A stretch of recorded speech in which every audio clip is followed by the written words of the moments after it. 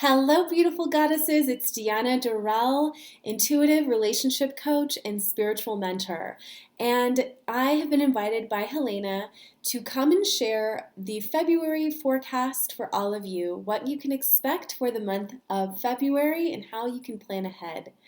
If you're new to her channel, be sure to subscribe to get all the videos around how to attract the man and the relationship that you want. So here's what you can expect in this video. I have pulled 4 goddess cards, one for each of the 4 weeks in February, and I'm going to be interpreting them one by one. I encourage you as I go through these cards to tune into your own divine wisdom. So pause the video if you want as you're seeing the cards go up, and just ask yourself, what comes up for me when I look at this card? Because it's going to be different for all of you. I'm going to give general messages for the weeks. So you're going to need a pen and paper. And I'm also going to share 2 important dates of what to watch out for in February, as well as the theme. So let's get started. The theme of February is open your heart. We just came out of January, which for many of you may have felt heavy energy, emotional. There might still be some residual emotional sensitivity from things that got wrapped up from last month. It was kind of a tough month for everybody. And as we come into the new month of February, it's like a breath of fresh air. And the first date that I want to share with all of you is February 4th. And the whole week, right, of February 4th. So even if you're watching this later, within 10 days, from the 4th actually to the 14th, is the new moon period. And new moons bring new beginnings, illuminations, and insights, and it's in the sign of Aquarius, which is about thinking outside the box. And if we tie it into our theme of open your heart, right, to receive your deepest insights around relationships this month, to really create the kind of relationship with yourself that you want so that you can pull in that soulmate, right, requires you to think differently. You may feel guided to join a different dating app or to stop dating online and just go solo and focus on your passions, and you might meet somebody that way. It's really about doing things differently than you've always done to get a different result. And as we kick off the month of February, the first card that I pulled is Goddess Mauve, Cycles and Rhythms. So I'm just going to pause it so you guys can check it out.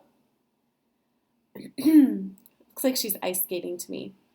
And the card says, this is for the first week, honor the cycles of your body, energy levels, and emotions. So what this means, many of you, your moon cycles, your period, might actually fall in the same cycles as the moon, and so your emotions may be heightened, like I mentioned before. And this is just saying, like, be compassionate with yourself. Be compassionate with your moods. Know that your emotions are not who you are. They're part of who you are, but they're just giving you information into what is really important to your heart. Where do you need to express yourself to another person, or even tell the truth to yourself that you've been kind of pussyfooting around? And this is saying, you each have your own rhythm, and our bodies never lie. So pay attention to how your body is feeling. If you need extra rest, rest. If you need to drink more water, or you feel like certain foods you just can't stomach anymore, then listen to that and notice. That will serve you really well as we go into the new moon period. It's also a great week to set intentions. So I know for me, I've been wanting to really change the way that I eat. I tend to be an emotional eater, so really paying attention to what's coming up for me when I grab that chocolate or that carb. But what is it for you? Write down your intentions. Focus your energy this week. All right, let's go to the second week in February, which is a Valentine's Day week. And the card that I got is Vesta. Vesta is a goddess of the hearth and the home. And the card itself says, your household situation is improving either through a move or a healthy change in the occupants. However, I also interpret the picture more than the words, although the words might resonate for you. So when I look at this, what is coming up is pay attention again to the people and the things that have your heart, that feel like home. And it may highlight relationships in your life that are past their expiration date. Maybe you've been trying to hold on when, you're not seeing any energy coming back at all. You're just putting so much effort and getting drained. Vesta's message for all of you is look at what makes you feel like home, what makes you feel safe and secure and able to open your heart and to nourish yourself so that you can in turn create nurturing relationships. Okay? Literally, you also, some of you may be moving this week in the second week of February or wanting to make changes in the home. Personally, I'm into feng shui. I don't know if you guys believe in that stuff, but you may feel guided to bring objects into your home or declutter and make a couple goodwill trips so that you can really position yourself well this month to receive. Okay, and part of receiving is having space to receive, literally and metaphorically. Then we get to the third week in February. And Goddess Ein, leap of faith. Take a risk and put your heart's true desire into action.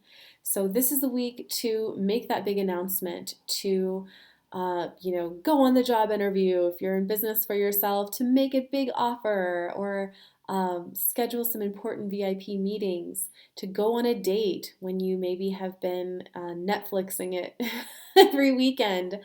Do something different. You will be rewarded when you take a leap of faith in the third week. And then finally, as we round out the end of February, I love this card, White Tara sensitivity. Again, what do you get when you look at this? It might be very different than what the card says. So the card says you are becoming increasingly sensitive, avoid harsh relationships, environments, situations, and chemicals. Again, that might be literal for you.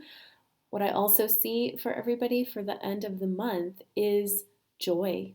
Like this is just a very bright, happy card, and it's about honoring your sensitivity. And the more that you can really relish that balance between output and input, right? Putting energy out towards your dreams and desires and love, and then also pulling inwards and making sure that you take time to self-reflect, to take care of your body, to listen to yourself, and to tune out the noise of the world. This is why I love recommending journaling to my clients. If you're not already starting a journaling practice or meditation practice, even if it's 5 minutes, that's great, just to get clear so that your intuition can support you this month.